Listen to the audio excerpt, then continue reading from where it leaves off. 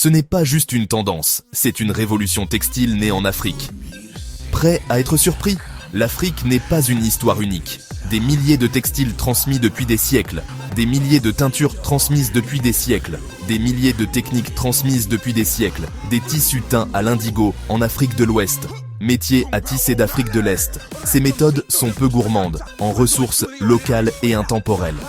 Aujourd'hui, les designers remixent le bogolan, le quinte, la couture main avec des matériaux modernes pour réduire le carbone et célébrer le patrimoine, chaîne d'approvisionnement raccourcie, communauté rémunérée équitablement. Des vêtements qui durent des décennies, pas des mois. Ce n'est pas de la nostalgie, c'est une durabilité intelligente et évolutive. Mais il y a un hic, la propriété intellectuelle doit primer une rémunération équitable, doit primer le respect de la propriété culturelle, doit primer. Lorsque les marques collaborent de manière éthique, la mode peut financer l'éducation, préserver l'artisanat, réduire les émissions, une situation gagnant-gagnant enracinée dans la tradition, envie de soutenir le mouvement, acheter auprès des artisans, vérifier la provenance, exiger des partenariats transparents. L'avenir de la mode durable?